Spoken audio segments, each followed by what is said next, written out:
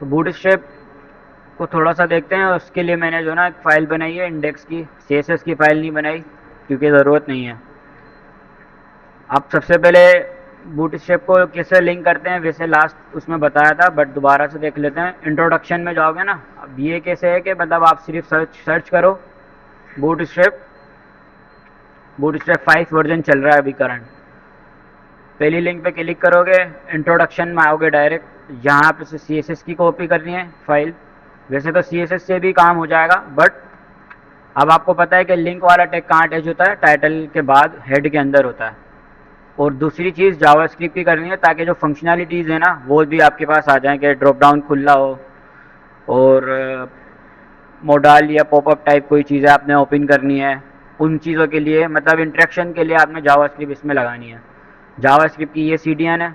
वैसे तो यहाँ पे हर सी डी एन जो है ना, हर किसी भी फ्रेमवर्क की लाइब्रेरी की सी डी एन उसकी अपनी डॉक्यूमेंटेशन में अवेलेबल होती है। बट अगर आपको नहीं मिल रही तो एक और वेबसाइट होती है CDN लिखोगे ना खाली CDN.js करके, तो एक ये वाली वेबसाइट आएगी।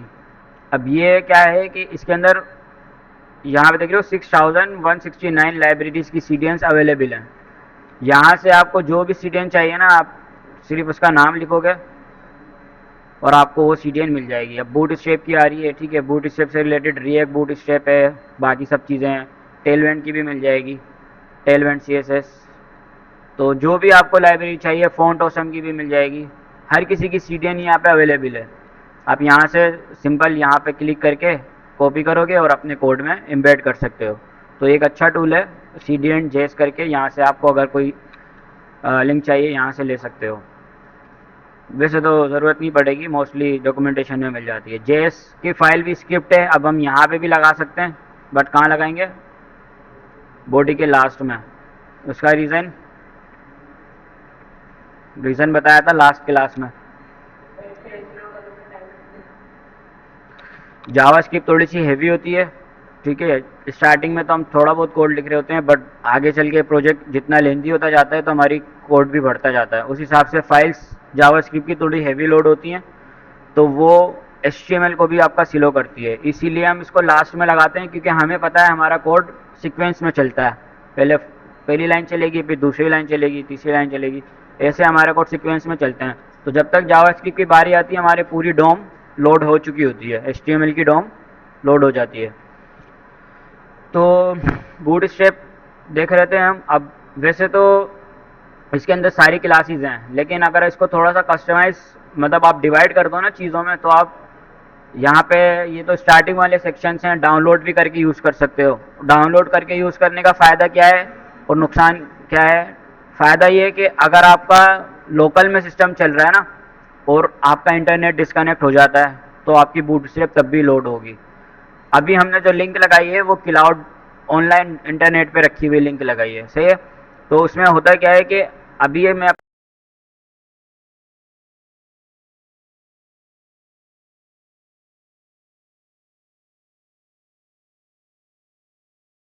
बूटस्ट्रैप लोड नहीं होगी क्योंकि वो क्लाउड से आ रही है, डेटा वहाँ से।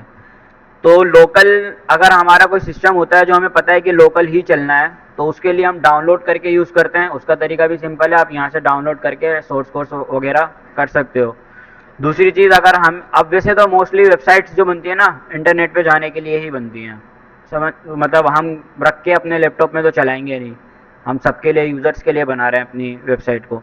तो इसीलिए हम CDN का यूज़ करते हैं, क्योंकि हमें पता है कि CDN भी ऑनलाइन रखा हुआ है और हमारी वेबसाइट भी ऑनलाइन सर्वर पे रखी हुई है। तो डाउनलोड भी करके रख सकते हो। कंटेंट कुछ इस तरह से आपको मिलेगा। ये जब आप डाउनलोड करोगे ना, कुछ जावास्क्रिप्ट की फाइल्स होंगी, कुछ बूटस्ट्रैप की फाइल्स होंगी, आपके पास एक पूरा फोल्डर बन के आएगा। उसके बाद आप क्लासेस यूज़ करोगे तो आपकी वेबसाइट के अंदर चलती जाएंगी। इसी के साथ साथ ब्राउज़र्स की कुछ सेटिंग्स बताई हुई है इन्होंने कि कौन कौन से ब्राउज़र में कौन कौन से फीचर सपोर्टेड हैं। अभी आप खुद पढ़ लेना, या आपको अगर आगे कहीं पे ज़रूरत पड़े चीज़ें देखने के लिए तो यहाँ से आपको ये चीज़ें मिल जाएंगी। जावास्क्रिप्ट अभी हम ना ही देखें तो बेहतर है, बट ये कि इस तरह से काम करता है ये। अभी ये जावास्क्रिप्ट का कोड लिखा हुआ है, आगे चल के हम भी लिख रहे होंगे कुछ इसी तरह से, बट इन्होंने बिहाइंड द सीन कोड करके रखा हुआ है पीछे, तो हम खाली उनसे यूज़ कर रहे हैं कोड को। जब हम जावास्क्रिप्ट पढ़ेंगे तो हम अपना कोड बनाएंगे, फिर हम बना के अपना कोड यूज़ करेंगे। इसी तरह से बिल्ड टूल हो गया, अच्छा ये हमारा अभी काम का नहीं है, आगे रिएक्ट वगैरह में काम आएंगी ये चीज़ें, जब हम रिएक्ट पढ़ेंगे ना तब। वेब पैक भी जब भी काम आएगा, पार्सल, ये सब चीज़ें जब भी की हैं।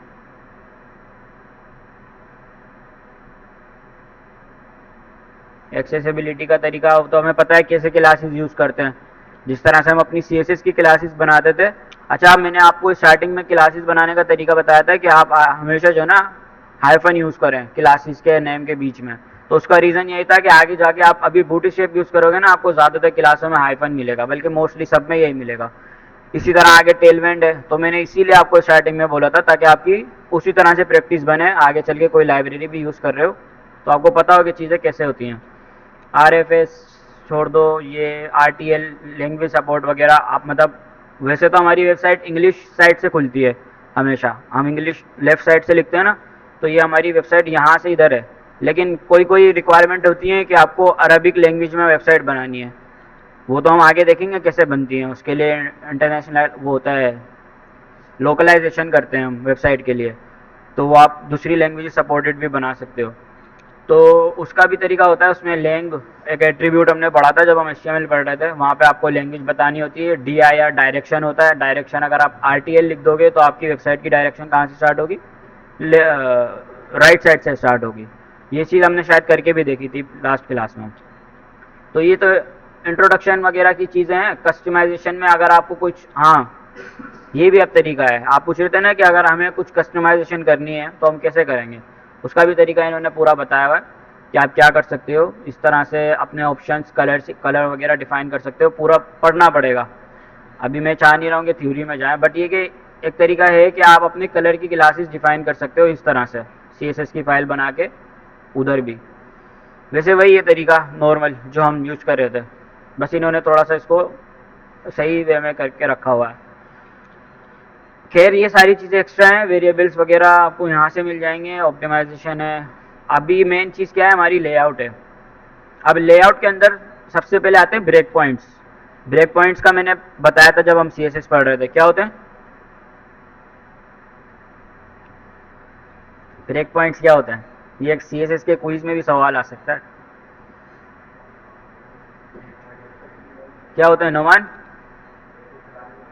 ब्रेक पॉइंट्स क्या होते हैं? आप बताओ, आप बताओ।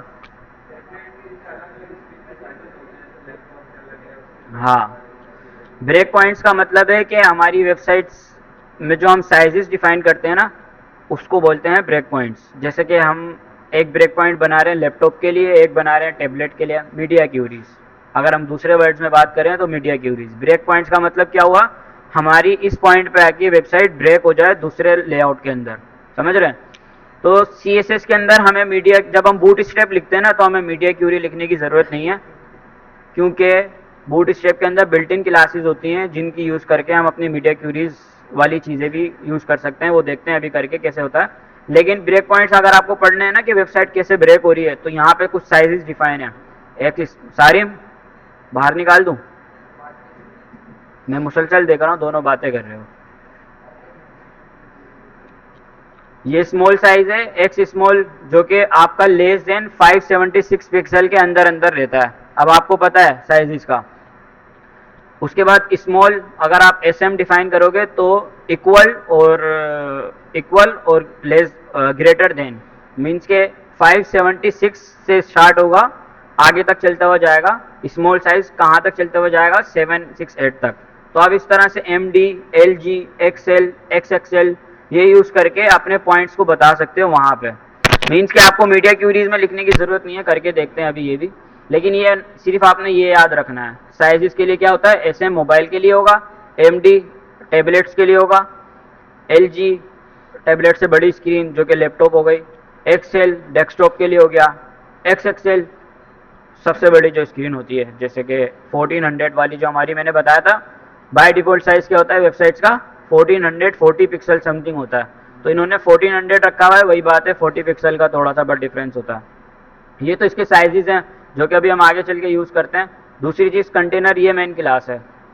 अब इसके लिए क्या करते हैं कि हम एक बनाते हैं section, class name BG primary रखते हैं और थोड़ी सी पेडिंग दे देते हैं। पेडिंग देने के लिए आप सिर्फ P4 लिखोगे तो 4 की पेडिंग आ जाएगी। ये हमारी कंटेनर, अभी जो हमने सेक्शन बनाया ये वो है। बाय डिफ़ॉल्ट हमें पता है कि 100% विड्थ लेता है, कोई भी सेक्शन हो या कोई भी ब्लॉक एलिमेंट हो, बाय डिफ़ॉल्ट फुल विड्थ लेता है। बट हम एक चीज़ कर रहे थे, जब हम रेस्टोरेंट वाली वेबसाइट बना रहे थे, हमने क्लास बनाई थी कंटेनर की, जिसमें हमने स्क्रीन को 80% पे डिफाइन किया था और मार्जिन ऑटो करके सेंटर किया था। तो वो चीज़ हमें यहाँ करने की भी ज़रूरत नहीं है। उसके लिए हम क्या करेंगे, हमारे पास क्लासेस डिफाइन है, container, container SM, container MD, LG। अब ये सब चीज़ें आपको पता है, साइजेस ऊपर से हम पढ़कर आए। स्मॉल साइज इसका ये होगा, 100% रहेगा ये स्मॉल साइज के ऊपर। 576 से बड़ी स्क्रीन के लिए ये कितना हो जाएगा, अगर आप सिर्फ कंटेनर यूज़ करोगे तो 540 पिक्सल हो जाएगा। इसमें भी 540 पिक्सल हो जाएगा, बाकी सब स्क्रीन पे 100% रहेगा। तो अगर आप सिर्फ कंटेनर यूज़ करते हो ना, तो क्या होता है, कंटेनर यूज़ करोगे, अगर आपने कंटेनर कॉपी करके लगाया, बाय डिफ़ॉल्ट ये ऐसे 100% हो गया, लेकिन सेंटर भी हो गया और छोटा भी हो गया। अब ये क्या कर, इन्होंने साइजेस बताया हमें कि एक्स्ट्रा स्मॉल पे 100%, यहाँ पे 540 पिक्सल, उसके बाद 70 पिक्सल। अब जैसे जैसे आगे जाते जाओगे ये 130। अभी हमारे पास करंट कौन सा एक्टिव है, कोई बता सकता है साइज ब्राउजर में? यहाँ से कोई बता सकता है कौन सा एक्टिव है? अभी हमारे पास जो साइज एक्टिव है वो ये वाला एक्टिव है, XX लार्ज, क्योंकि हमारी स्क्रीन बड़ी है। ठीक है, ये 1440 पिक्सल से बड़ी स्क्रीन है, इसीलिए वो यहाँ पे कितना दिखा रहा है, इन्होंने यहाँ डिफाइन किया हुआ है 1320, 1320 पिक्सल की इसको विड्थ और मिली हुई है, और ये सेंटर हुआ है बाय डिफॉल्ट। अब देख रहे हो, अब ये मोबाइल स्क्रीन है। अब अगर आप यहाँ पे साइज में आ जाओ, अभी मैंने सिर्फ कंटेनर यूज़ किया हुआ है, तो इन्होंने बताया कि 576 से छोटी जो क्लास है ना, उसके ऊपर आपकी विड्थ क्या रहेगी, 100% रहेगी। इसीलिए हमारा ब्लू बॉक्स पूरी स्क्रीन पे आ रहा है, 100% पे आ रहा है। दूसरी चीज़, 576 से बड़ी या इक्वल, तो फिर कितनी रहेगी, 540 हो जाएगी। तो मैं थोड़ा सा बड़ा करके देखता हूँ इसको, सही है, ये 576 से हम ऊपर चलेगा, तो साइड से देख रहे हो, अब स्क्रीन साइज छोटा हो गया, क्योंकि यहाँ पे क्या डिफाइन था, 540 पिक्सल की। तो अगर आप इसको यहाँ से कंप्यूट करके देखोगे तो इसकी विड्थ क्या होगी, 540 पिक्सल का सेट हो जाएगा बाय डिफॉल्ट। एक क्लास लगाने से आपका खुद ही रेस्पॉन्सिव हो जाता है ये। दूसरी चीज़ 7, अब ये ऐसे आगे चलते जाओगे तो वो ऑटोमेटिक इसको ब्रेक पॉइंट्स में तोड़ता जाएगा। अब देखो मैंने 7 से आगे आ गया तो थोड़ा सा और बड़ा हो गया, तो ये ऑटोमेटिक रेस्पॉन्सिव हो जाता है। तो आपको जो है ना मीडिया क्यूरीज लगा के उसकी विड्थ वगैरह को हैंडल करने की ज़रूरत नहीं है। समझ रहे हो ना, या सबको नींद आ रही है? सही है। तो अब इसको यूज़ कैसे करते हैं, अभी जैसे हमारे पास ये फिग्मा का डिज़ाइन है, अब बनाने वाला टाइम तो नहीं है, लेकिन ये कि मैं यूज़ करके बताता हूँ। अब इसमें हमारे पास अगर आप हेडर देखोगे ना, हेडर क्या है, पहले एक पूरा वाइट बैकग्राउंड है। दूसरी चीज़ उसके अंदर छोटा एक वो है, हेडर सेक्शन है, कंटेनर है, जिसके अंदर 80 या कुछ समथिंग हाइट के ऊपर ये हमारा हेडर बन रहा है। लोगो से स्टार्ट है, लिंक्स पे ख़त्म है। तो इसके लिए हम क्या कर सकते हैं, अब हमें 2 कंटेनर चाहिए। एक कंटेनर जो कि पूरा हो, यहाँ से लेके यहाँ तक पूरा व्यू पोर्ट पे आए, उसमें वाइट बैकग्राउंड हो। दूसरा कंटेनर जो कि हमारी आधी स्क्रीन पे आए और ऑटोमेटिक सेंटर होकर आए। तो हम क्या कर सकते हैं, अब हमने सेक्शन बनाया है ऑलरेडी ना, सेक्शन बना तो लिया, अब हम बूटस्ट्रैप में देखते हैं कि हमें हर स्क्रीन पे 100% कहाँ मिल रहा है, कहीं मिल रहा है। कंटेनर फ्लूइड पे अगर आप देखोगे ना, एक्स्ट्रा में भी 100% है, स्मॉल में भी 100% है, मीडियम में भी 100% है, इन सब चीज़ों पे यहाँ तक भी 100% है। इसके बाद जाके ये डिवाइड हो जाता है। तो हमें इस वाले कंटेनर की ज़रूरत है, कंटेनर फ्लूइड की। कंटेनर फ्लूइड हम यूज़ करेंगे किसके अंदर, मेन कंटेनर के अंदर फ्लूइड। अब इससे होगा क्या कि मैं अपनी वेबसाइट की किसी भी ब्रेक पॉइंट पे आ जाऊँ, कंटेनर मेरा हमेशा फुल स्क्रीन पे रहेगा। देख रहे हो, छोटा नहीं हो रहा ये पहले की तरह, जैसे पहले छोटा हो रहा था। तो अभी आप किसी भी स्क्रीन पे आओगे, ये कंटेनर आपका हमेशा कितने पे रहेगा, 100% रहेगा।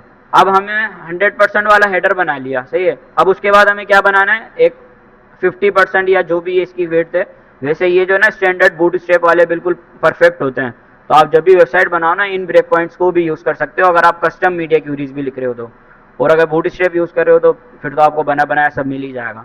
अब उसके बाद मुझे एक और सेक्शन बनाना है जो कि यहाँ से यहाँ तक है, तो उसके लिए मैं क्या करूँगा, डॉट कंटेनर की क्लास बना लूँगा। ठीक है, मैंने डॉट कंटेनर लिखा और ये वाली चीज़ मैं उठा के यहाँ ले आता हूँ, क्योंकि अब इसको देखना है हमें ना, बैकग्राउंड और पेडिंग देके। कॉपी पेस्ट क्यों नहीं हो रहा?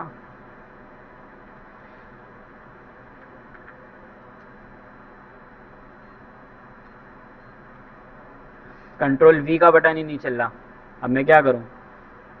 डेवलपर की तो ज़िंदगी ख़राब हो जाएगी ऐसे।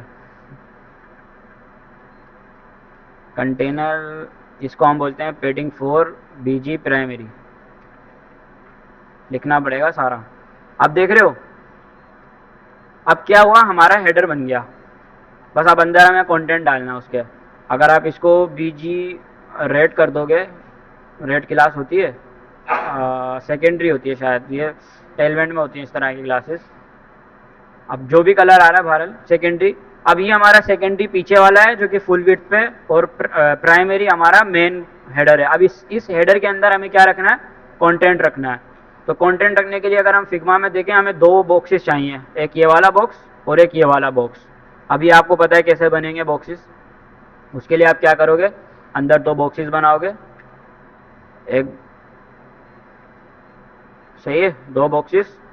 अब ये हमारा इसमें लोगो आएगा और इसके अंदर हमारा क्या आ जाएगा, लिंक आ जाएंगी। इसको हम नेव भी बोल सकते हैं क्योंकि हम इसको नेव बना रहे हैं।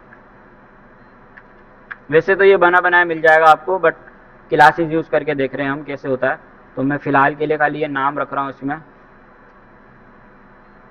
इसको आप रख लेना H4 में रख लेना या H3, या वैसे ये एंकर टेक के अंदर होता है, क्योंकि हमेशा जो है ना लोगो पे क्लिक करने पे क्या होता है, आपका बाय डिफ़ॉल्ट वेबसाइट का मेन पेज खुलना होता है। तो हमेशा इसको प्रैक्टिस में रखो कि आप एंकर टैग यूज़ करोगे लोगो बनाने के लिए, ताकि कोई भी आपके लोगो पे जब भी क्लिक करे ना, तो आपका पेज ऑटोमेटिक रिफ्रेश हो और वो मेन पेज खोल जाए। अब हमें कलरिंग वगैरह हटा देते हैं क्योंकि हमें इसकी ज़रूरत नहीं है। पेडिंग भी मैं हटा देता हूँ फ़िलहाल के लिए। तो ये हमारा कुछ इस तरह से नज़र आ रहा है, ठीक है। दूसरी साइड हमें क्या चाहिए, लिंक्स चाहिए। उसके लिए हमें पता है क्या करना है, हमें ULLI मल्टीप्लाई 4, और इसके अंदर हम मज़ीद और भी चीज़ें डिफ़ाइन कर सकते हैं। अब वो कर लेना आप, बाकी सारा मैं बस एक ही को कॉपी करके लगा देता हूँ।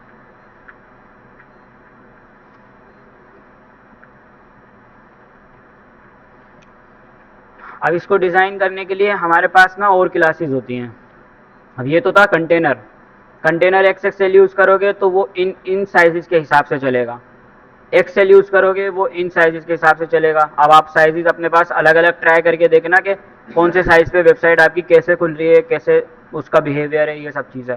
लेकिन कंटेनर से आप इस तरह से चीज़ें बना सकते हो। अब नीचे जो भी सेक्शन बनाऊंगा ना, हर सेक्शन के लिए यही स्ट्रक्चर फॉलो करूंगा। लेट्स से कि मुझे हेडर के बाद एक और हीरो सेक्शन चाहिए, तो उसके लिए भी मैं एक सेक्शन बनाऊंगा पहले, और उस सेक्शन के अंदर क्लास दूंगा कंटेनर फ्लूइड की, ताकि पीछे का बैकग्राउंड हमेशा फुल रहे, और उसके अंदर एक और कंटेनर की क्लास बना लूँगा जिसको मैं कंटेनर बोलूँगा सिर्फ, ताकि वो हमारा सेंटर में हो जाए। तो अब हमारा हेडर और ये वाला सेक्शन हमेशा कैसे चलेगा, अलाइनमेंट होके चलेगा। अगर मैं इसमें कुछ लिख के भी दिखाऊँ तो ये देख रहे हो, यहाँ से ये इसके अलाइन है बिल्कुल, समझ रहे हो। अब इसको हमें हेडर की लिंक्स को ऊपर शिफ्ट करना है। उसके लिए हम फ्लेक्स भी यूज़ कर सकते हैं या ग्रिड को देखते हैं, क्योंकि ग्रिड भी इसमें मेन है। ग्रिड बनाने के लिए क्या तरीका है, आप क्या करते हो, एक क्लास होती है आपके पास रो, और याद हो तो मैंने भी आपसे रो की क्लास बनवाई थी रेस्टोरेंट वाले वेबसाइट के अंदर। तो रो क्लास क्या करती है, रो क्लास का मतलब होता है कि आप एक रो बनाने जा रहे हो। आपने जब उसको रो बोला ना, वो ऑटोमेटिक इस तरह के हॉरिजॉन्टल डायरेक्शन में आपको ग्रिड बना के दे देगा। ग्रिड कैसे काम करती है बिहाइंड द सीन आप लोगों को पता है, आप लोग कस्टम CSS लिख के बना चुके हो। उसमें हम टेम्पलेट्स डिफाइन करते हैं, grid column templates, 1FR 1FR 1FR। जितनी दफ़ा 1FR लिखते जाएंगे, उठ जाओ, जितनी दफ़ा 1FR लिखते जाएंगे क्या होगा, कॉलम्स हमारे बनते जाएंगे। तो यहाँ पे इस तरह से 1FR लिखने की हमें ज़रूरत नहीं है, ना हमें किसी ग्रिड वगैरह की ज़रूरत है। हम क्या कर सकते हैं, सिंपल, अब जैसे मैंने ये दो चीज़ें बनाई थी ना, अब मैं क्या कर सकता हूँ, इस कंटेनर के अंदर एक और डिव बनाऊंगा और उस डिव को क्या बोलूँगा, रो। ठीक है, और रो के बाद इस पूरे को मैं इसके अंदर रैप कर दूंगा। रैप करने से क्या होगा, अभी शायद कुछ भी नहीं होगा, क्योंकि हमें अब रो के अंदर कॉलम भी यूज़ करना है। तो हम इसको सेलेक्ट करेंगे और यहाँ पे, या बल्कि हम इसको ही क्लास दे सकते हैं, ये जो हमारा डिव है इसको हम कॉल बोल सकते हैं। दूसरी चीज़, इसको हम क्लास दे देंगे कॉल की। तो अब ये इस तरह से आ गए। अब ये क्यों कैसे आ रहे हैं वो आपको पता है, क्योंकि इनकी बाय डिफ़ॉल्ट डायरेक्शन क्या होती है, ब्लॉक होते हैं, सॉरी टाइप ब्लॉक होती है इसकी, इसीलिए ये एक दूसरे के नीचे आ रहे हैं। तो आपको इसको भी हैंडल करना पड़ेगा। उसके लिए आप या तो दोबारा से ग्रिड भी यूज़ कर सकते हो, या इनकी डिस्प्ले को जो है ना इनलाइन कर सकते हो, या सिंपल अगर आपको फ्लेक्स करना है इसके अंदर तो आप क्या करोगे, class D flex, D flex लिखोगे, डिस्प्ले, डी से डिस्प्ले और फ्लेक्स से उसका डिस्प्ले फ्लेक्स हो जाएगा। तो आपकी ये कुछ इस तरह से आ जाएंगी। अब इसमें मज़ीद चीज़ें कर सकते हो आप। सबसे पहले आप अलाइन आइटम वगैरह सेंटर कर दो। अब उसकी क्लासेस क्या होती हैं आपको नहीं पता, आप सिंपल क्या करोगे, यहाँ पे ऊपर सर्च के अंदर अलाइन आइटम लिखोगे, align items, flex align items, यहाँ पे सारी चीज़ें हैं। आपको सेंटर चाहिए, टॉप चाहिए, वो सब चीज़ें आप यहाँ से उठा के यूज़ कर सकते हो। अब ये चीज़ें याद रखने की ज़रूरत नहीं होती, क्योंकि ये हमेशा डॉक्यूमेंटेशन में पड़ी रहेंगी, आप यहाँ से उठा के इनको यूज़ कर सकते हो। दूसरी चीज़ क्या करनी है, जस्टिफाई, जस्टिफाई, जस्टिफाई कैसे होती है इसके अंदर, कंटेंट सेंटर। हाँ, वो मेरा अपना पीसी नहीं है ना, कर लेता। Justify content centre. दूसरी चीज़, इसमें हम गैप भी यूज़ कर सकते हैं। अब गैप देने के लिए क्या क्लास होती है, चेक करते हैं गैप 4 चलता है या नहीं चलता है।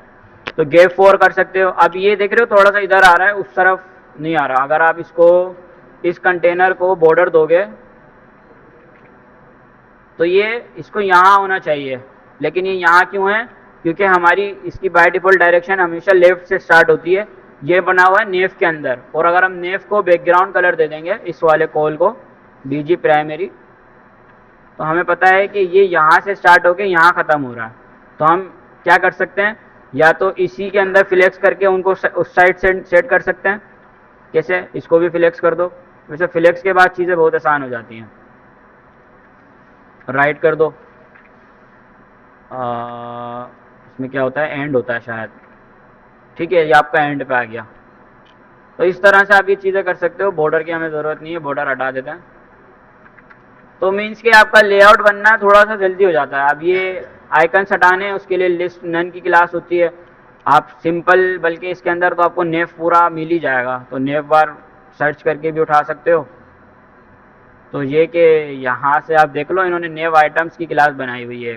ठीक है, इस तरह से अगर हम लगाएं। अच्छा, इसके अंदर भी बहुत सारी चीज़ें हैं, जैसे कि अब ये यूएल की क्लास में यूज़ करना चाह रहा हूँ, उसके बाद एक ये मैं यूज़ करना चाह रहा हूँ।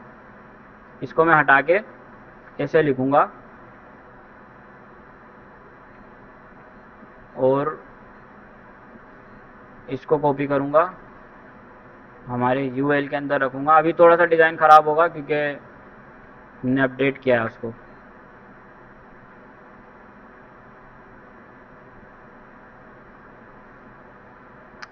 अभी ये यूज़ करने के लिए ना कोलैप्सिबल, वो देख रहे थे हम जब मोबाइल स्क्रीन पे ला रहे थे तो बटन बना हुआ आ रहा था। अभी हमारी नेव बार में नहीं आएगा वो। अगर मैं कोड को पीछे भी करूं तो हमारी नेव बार के अंदर अब वो चीज़ नहीं आएगी। क्यों नहीं आएगी, क्योंकि हमने उसको प्रॉपर यूज़ नहीं किया। उस चीज़ को यूज़ करने के लिए हमें ना इनकी सारी क्लासेस यूज़ करनी होती हैं।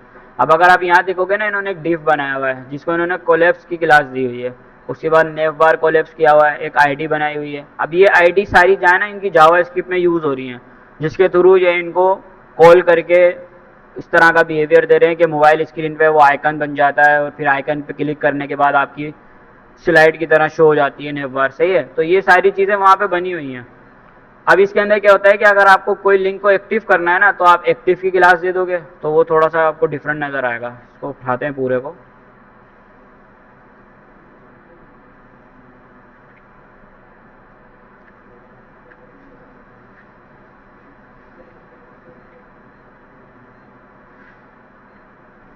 कहाँ चलेगा, पूरा लेके आना पड़ेगा क्योंकि इन्होंने सारी सेटिंग की हुई है बटन्स वगैरह की। देख रहे हो, ये ट्रिगर बटन है, ये लोगो है। तो मैं क्या करता हूँ, इस कोड को करता हूँ कमेंट, क्योंकि इसके अंदर हमने कंटेनर यूज़ किया है, सही है। इसको मैं करता हूँ कमेंट यहाँ तक, और उसके बाद इनका नेवबार लगाते हैं यहाँ पे। अब ये इन्होंने यहाँ से किया हुआ है बिल्कुल। अब आपको अगर सेंटर में चाहिए ना, तो आप क्या कर सकते हो, ये इन्होंने कंटेनर फ्लूट किया हुआ है, आप कंटेनर कर दो तो वो सेंटर से हो जाएगा, सही है, बना हुआ है पूरा। दूसरी चीज़ ये कि इसको और मॉडिफाई करना है, जैसे वो पूछ रहे थे कि अब इसके अंदर चीज़ें अगर हमें थोड़ा सा स्पेस लाना है तो क्या कर सकते हैं। स्पेस लाने के लिए आप यहाँ पे देख रहे हो, ये यूएल बना हुआ है, नेव बार की इन्होंने क्लास दी हुई है जिसकी वजह से ये चल भी रहा है। स्पेस लाने के लिए अभी इन्होंने यहाँ पे कोई क्लास यूज़ की भी होगी, लेट्स सी।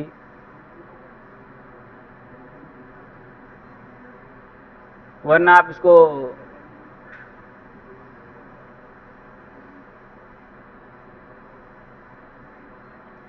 कस्टमाइज करना होगा थोड़ा सा। कैसे, अभी जो इन्हों की नेव बार की क्लास है ना, वो बाय डिफ़ॉल्ट पीछे या तो फ्लेक्स है या फिर ग्रिड है। अब उन चीज़ों पे हमें जी जाना, हमें बिल्ट इन यूज़ करना है तो हम क्या कर सकते हैं, या तो इसको फ्लेक्स वगैरह करके उसके बाद अपनी पेडिंग गैपिंग वगैरह बढ़ा सकते हैं। अगर मैं इसको गैप 4 कर दूंगा या 5 कर दूंगा तो ये थोड़ा सा इसके अंदर देख रहे हो थोड़ा सा स्पेस बढ़ जाएगा।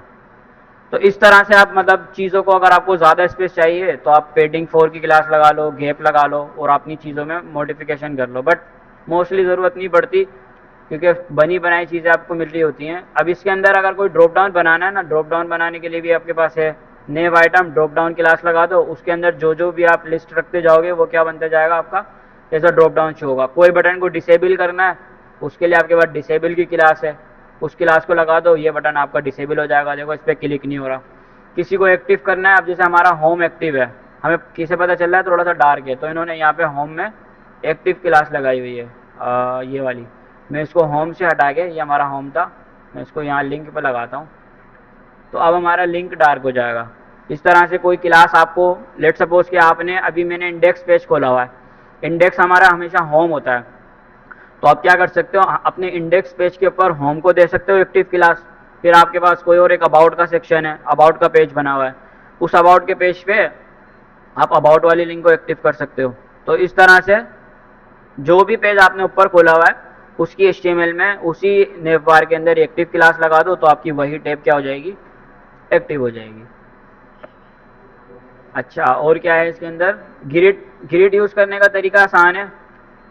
अभी ये तो हमारा हेडर है, हेडर के बाद मैं एक सेक्शन बनाता हूँ और इस सेक्शन के अंदर हम कार्ड लेकर आते हैं। अब कार्ड आपको कंपोनेंट्स में मिल जाएंगे, ये हमारा कार्ड का कोड है, इसको मैं यहाँ लगाता हूँ। अब ये कुछ इस तरह से बन रहा है। कोई एक इमेज उठा लेते हैं ताकि थोड़ा कार्ड की शेप से हो। अनफ्लैश लिखोगे ना, यहाँ से आपको बहुत सारी इमेजेस मिल जाएंगी, उन्हें यूज़ कर सकते हो। कौन सी लगाएं, कौन सी लगाएं,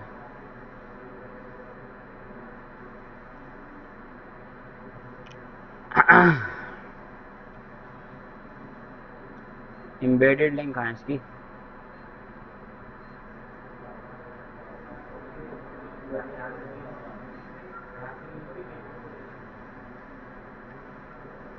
कहाँ से होगी,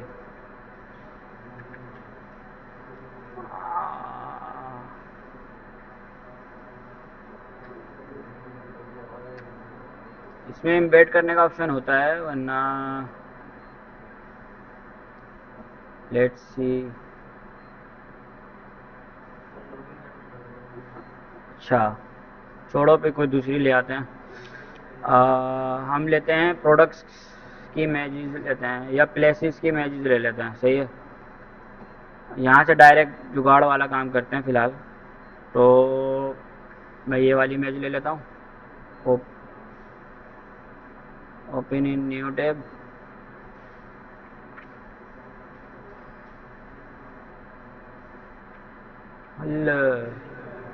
सही है, हमें हमें कर लेंगे बाद में वो सब चीज़ें, लेकिन हमारा कार्ड बन रहा है। अब हमें इसी कार्ड की ना कॉपी करनी है, कुछ ज़्यादा ही बड़ी नहीं है ये। इसको छोटा भी कर सकते हैं वैसे। एक ये टूल मैं आपसे बनवाऊंगा आगे चल के, जब हम जावास्क्रिप्ट पढ़ेंगे ना, कि लिंक शॉर्टर वाला भी टूल बनता है, वो एक असाइनमेंट करेंगे। लेकिन लिंक शॉर्टनर शॉर्ट यूआरएल,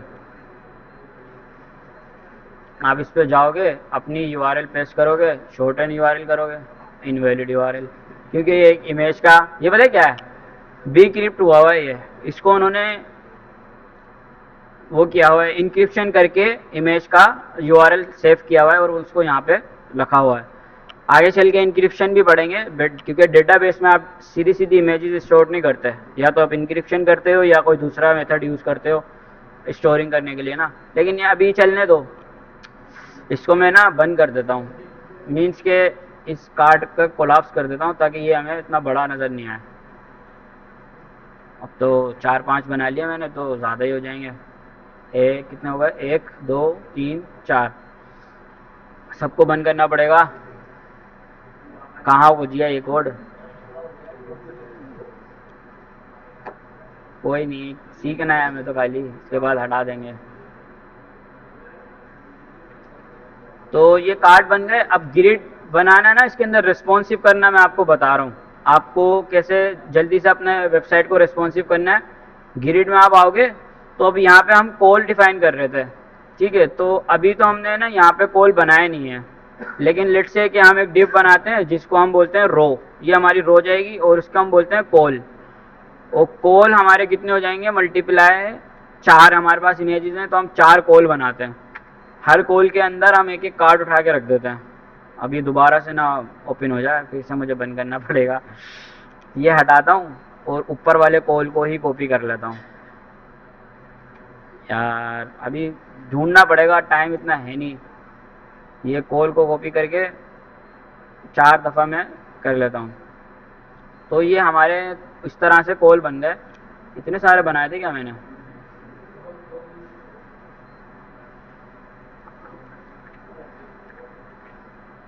3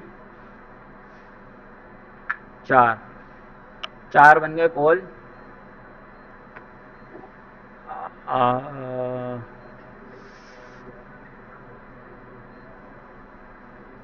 इसको भी बंद करो। इसी के साथ साथ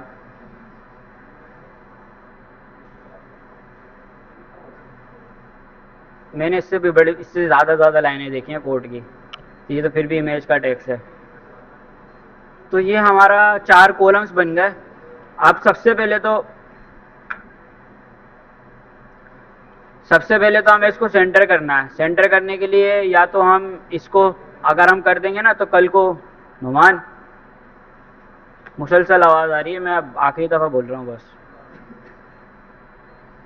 अगर मैं इसको भी कर सकता हूँ कंटेनर, लेकिन आप लोगों को पता है अगर मैं इसको कंटेनर करूँगा तो क्या इशू आएगा, कोई बता सकता है?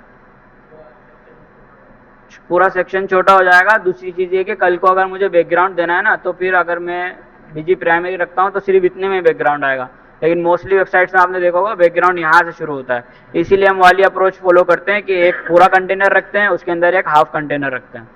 तो खैर वो आप लोग कर लेना, अभी फिलहाल समझाने का मतलब है ग्रिड। और उसी के साथ साथ मार्जिन वाई दे देते हैं, कितनी 4। मार्जिन MY4 लिखोगे तो सिर्फ ऊपर नीचे से टॉप और बॉटम से मार्जिन मिलेगी, देख लो लाइट लेफ्ट से नहीं मिलेगी। तो मैं ग्रिड बता रहा था। अब ग्रिड में आप अगर ऐसे लिखते हो ना, तो ये 4 कॉलम्स मैंने डिफाइन किए हैं। वैसे तो ये बाय डिफॉल्ट रैप होता है, ठीक है, लेकिन लेट्स सी कि अगर आपको स्क्रीन के हिसाब से डिवाइड करना है, कैसे करोगे? इसके अंदर मीडिया क्वेरीज यूज़ करना बता रहा हूँ।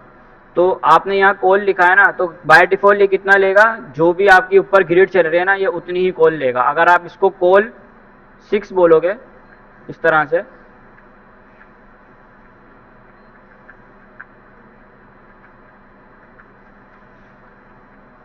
तो ये दो दो कार्ड बनेंगे।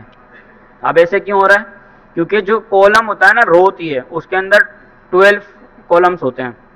एक रो के अंदर 12 कॉलम्स होते हैं। जब हम टेबल्स पढ़ रहे थे मैंने बताई थी ये बात आपको कि आगे चल के बूट स्टेप पढ़ेंगे तो उसमें क्या होते हैं, 12 कॉलम्स होते हैं डिफॉल्ट। अब आप उनको जब भी कार्ड्स बनाओगे ना तो आपने 12 का रेशो फुल करना है। अभी मैंने 6 का रखा है तो इसीलिए 6 उसने इसको दे दिया, 6 उसने इसको दे दिया, 6 और 6 12 हो गया। अगर आपको एक बड़ा रखना है एक छोटा रखना है तो उसके लिए आप इसको 8 कर दोगे।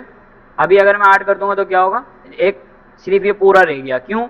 क्योंकि हमने इसका साइज क्या रखा है, कोल 6 रखा है। अब यहाँ पे कितनी जगह बची थी, 4 जगह बची, 4 कॉलम्स की जगह बची थी, इसीलिए उसको पूरी जगह नहीं मिली, वो नीचे शिफ्ट हो गया। अब अगर मैं इसको 6 की जगह 4 कर दूंगा अब वो यहाँ आ जाएगा। लेकिन देख रहे हो यहाँ पे ज्यादा स्पेस आ रहा है और यहाँ पे कम स्पेस आ रहा है। तो ये ऐसा क्यों हो रहा है? क्योंकि इसको 8 कॉलम मिले हुए हैं और इसको सिर्फ 4 कॉलम मिले हुए हैं। तो ये तो होता है कॉलम बनाने का तरीका। बाय डिफॉल्ट ये कितने रहते हैं हमेशा, बाय डिफॉल्ट। और अगर सिर्फ कॉल लिखोगे ना तो ये ऑटोमेटिक आपका रेस्पॉन्सिव हो जाएगा, जरूरत नहीं है। लेकिन कहीं कहीं आपको रिक्वायरमेंट पड़ती है इनको चेंज करने की। अगर आप इसको सिर्फ कॉल लिखोगे ना तो कॉल से क्या होता है कि ऑटोमेटिक स्क्रीन के हिसाब से ये कार्ड्स एडजस्ट होते हैं। देख रहे हो, छोटी स्क्रीन हुई, इसको साइज कम मिला तो ये 3 पे एडजस्ट हो गया। और छोटी स्क्रीन हुई, उसके बाद और छोटी हुई तो ये 2 पे एडजस्ट हो गया, लास्ट में 1 पे एडजस्ट हो गया, इस तरह से। लेकिन अब लेट से कि आप चाहते हो कि जो हमारी 768 वाली स्क्रीन है, ये वाली स्क्रीन है, इस पे हमें क्या मिले, इसके पर हमें 2 की जगह 3 कार्ड्स मिले। तो आप क्या कर सकते हो, एमडी भी कर सकते हो उसको, कॉल एमडी। एमडी का क्या मतलब है, ब्रेक पॉइंट का नेम है ये एमडी, जिसका मतलब है 768 की स्क्रीन से जैसे ही मैं अबव जाऊं ना तो मेरी सीएसएस चले। मैं एमडी पे इसको क्या बोल सकता हूं, इसको एमडी पे बोलूंगा 4। इसी तरह से इसको भी मैं एमडी पे क्या बोलूंगा 4, और यहां पे भी क्या बोलूंगा 4। अब कोई मुझे बताएगा कि कितने कार्ड्स बनेंगे, 4 4 4 12, 3 कार्ड्स बनेंगे। 3 कार्ड्स बन रहे हैं। पहले इसी स्क्रीन पे कितने कार्ड्स बन रहे थे, 2 कार्ड्स बन रहे थे। तो आप एमडी करके इस तरह से इस स्क्रीन पे एक खाली है। अगर मैं दोबारा से नीचे आऊंगा ना तो दोबारा से ये एक हो गया। जैसे ही मैं 768 पे आऊंगा, एक स्क्रीन पे अगर मैं छोटी करता हूं तो ये 768 पे चलता है। जैसे ही मैं 768 पे आता हूँ तो ये मेरे 3 कार्ड हो जाते हैं, क्योंकि मैंने यहाँ कौन सा पॉइंट यूज किया हुआ है, एमडी यूज किया हुआ है। एमडी की जगह पे अगर आप एलजी कर दोगे, एलजी क्या होता है, लार्ज स्क्रीन के लिए होता है। एलजी कहाँ से चलता है, आपको अगर इसका ब्रेक पॉइंट देखना है आप आओगे बूट शेप पे, ब्रेक पॉइंट्स में जाओगे। अब यहाँ पे एलजी साइज क्या लिखा हुआ है, एलजी 992 पिक्सल के ऊपर से ये एक्टिवेट होगा। तो अभी हम इसी स्क्रीन पे थे तो हमें 3 कार्ड्स मिल रहे थे, लेकिन अब नहीं मिल रहे। अब मैं आगे करते जा रहा हूँ, ये मैं 964 में हूँ, ठीक है। बूट स्ट्रैप में क्या साइज लिखा हुआ है, 992 लिखा हुआ है। तो मैं इसको थोड़ा सा बढ़ाता हूँ यहाँ से,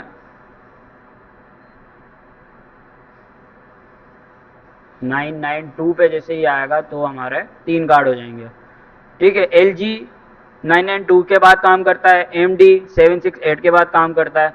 इस तरह से मतलब आप अपने ग्रिड्स बना सकते हो और उनको रेस्पॉन्सिवनेस के ऊपर हैंडल कर सकते हो। अब ये तो आप बोल रहे हो कि मतलब एक दफ़ा ये हो गया डिफाइन, लेकिन ऐसा नहीं है। आप क्या कर सकते हो, बाय डिफॉल्ट आप इसको बोल सकते हो जो मेरी मोबाइल स्क्रीन है ना उसके ऊपर हमारा कोल 12 हो जाए, जिसका मतलब क्या है कि हर स्क्रीन पे एक ही कार्ड बनेगा। उसके बाद आप बोलते हो एमडी के ऊपर कोल, अब यार ये टेलवेंट का फॉर्मेट आ जाता है बार बार, क्योंकि मैं टेलवेंट ज़्यादा यूज़ करता हूँ, ठीक है। इसमें मसला ये है कि अब आप लिखोगे कोल एमडी और 12 की जगह आप इसको कर दोगे 6, समझ रहे हो। अब इससे होगा क्या, जब मेरी मोबाइल स्क्रीन होगी ना, जब मेरी मोबाइल स्क्रीन होगी तो मेरे एक ही कार्ड बनेगा, और जब मेरी मोबाइल से थोड़ी सी बड़ी स्क्रीन होगी तो मेरे 2 कार्ड बनेंगे। और इसी तरह से आप मल्टीपल लगा सकते हो, आप लिखोगे एमडी के ऊपर मेरे 3 कार्ड बनेंगे 4 4 के। यही चीज़ मैं कॉपी करूँगा और अपने सारे कॉलम्स को बता दूंगा। अब इसको समझते हैं, ज़्यादा अगर नहीं आ रही समझ में तो कोई मसला नहीं है, देखते हैं। सही है। अब इसका मतलब क्या हुआ कि मैंने इसको बोला कोल 12 हो जाए तो by default direction her card की फुल विड्थ हो जाएगी। जैसे ही मैं SM वाला साइज क्रॉस करके जाऊंगा मेरे कॉलम्स की साइज क्या हो जाएगी, 6 हो जाएगी। और उसके बाद जैसे ही मैं MD वाला क्रॉस करके जाऊंगा मेरे कॉलम्स की साइज 4 हो जाएगी। तो ये किस तरह से चलेगा, मोबाइल स्क्रीन पे आपको एक कार्ड नजर आएगा। अब SM का साइज क्या होता है वैसे, SM का साइज होता है 576। तो अभी हम 74 पे खड़े हैं, 76 पे मेरे कितने कार्ड हो गए, 2 कार्ड हो गए। उसके बाद मैंने कौन सा साइज डिफाइन किया, SM के बाद मैंने डिफाइन किया MD। तो MD में हमारे पास क्या होता है, 768 के बाद ये एक्टिवेट होता है। तो ये हमारा साइज 768 है, इसके ऊपर मैं आऊंगा 3 कार्ड हो जाएंगे। अब इसी तरह से आप आखिरी वाला भी लगा सकते हो, आप बोलोगे कॉल MD के बाद LG, और LG के बाद आप कितने रखोगे, 3, क्योंकि हमें कितने कार्ड चाहिए, 3 3 3 4 कार्ड, 3 3 6 3 9 3 12। समझ रहे हो, ये जितनी प्रैक्टिस करोगे ना उतना अच्छा हो जाएगा आपका, इतनी कोई मुश्किल चीज नहीं है, कैलकुलेशन है। हाँ गैप का करते हैं ना, पहले कार्ड तो समझ ले अब हमारा LG साइज कहाँ से चलता है, LG हमारा 992 पे एक्टिवेट होता है। तो जैसे ही मैं 992 की तरफ आऊंगा ना, ये हमारा 830 हो गया, 992 पे जैसे ही मैं आऊंगा, अभी देख रहे हो 3 ही कार्ड शिफ्ट है मेरे, आगे नहीं जा रहे, 992 पे आया, 4 हो गए। तो इस तरह से आप पूरी रेस्पॉन्सिव बना सकते हो, आपको कोई CSS फाइल लिखने की जरूरत नहीं है, कोई मीडिया क्वेरी लिखने की जरूरत नहीं है। गैप कैसे लाएंगे, गैप लाने के लिए प्रॉपर्टी होती है, आप यहाँ पे लिखोगे गैप स्पेसिंग गैप आ रहा है, ठीक है। आप इसमें आओगे तो यहाँ पे इन्होंने बताया हुआ है आपको सिर्फ चारों तरफ से गैप देना है ना, तो आप कितना दोगे, गैप 3 लिख दोगे। अगर सिर्फ एक साइड से देना है तो आप कैसे दोगे, यहाँ पे X का तरीका भी बताया हुआ इन्होंने। सिर्फ अगर X में गैप चाहिए,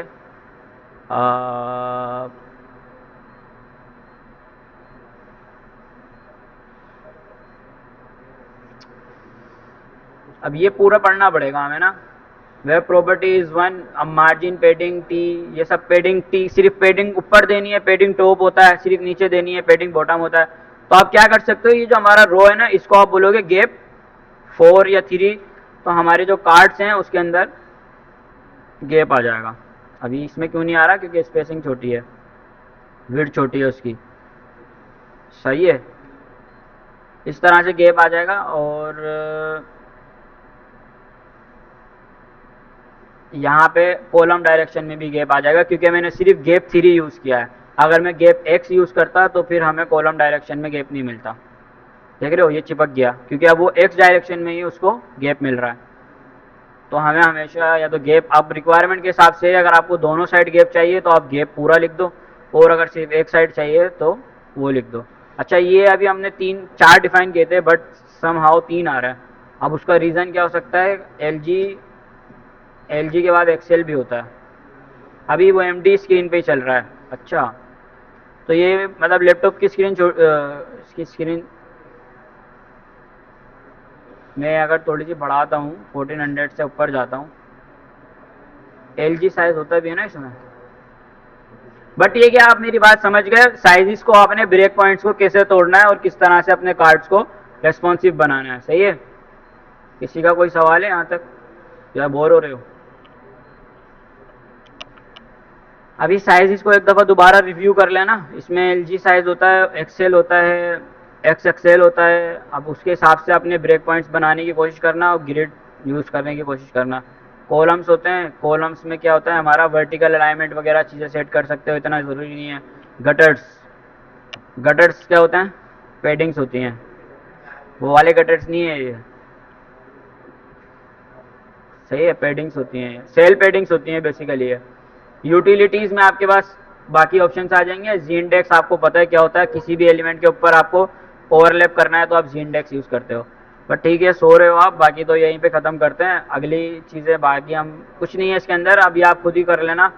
टेबल्स पढ़ लेना, टेबल्स कैसे बनते हैं, फिगर्स क्या हैं, इमेजेस बनाने के लिए, टाइपोग्राफी, हो जाएगा ना, या बताना है ये सारी चीज़ें,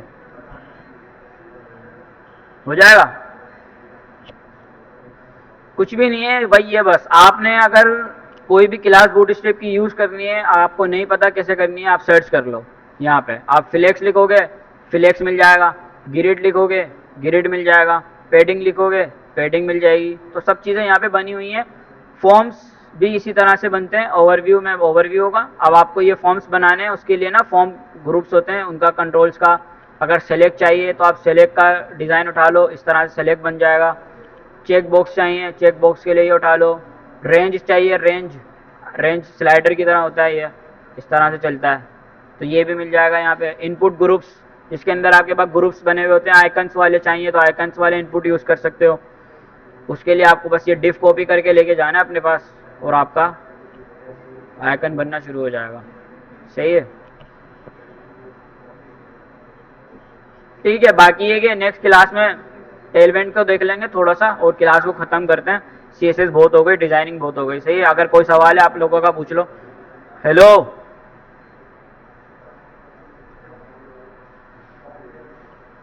क्लास को मैं ख़त्म करते हैं यहीं पे।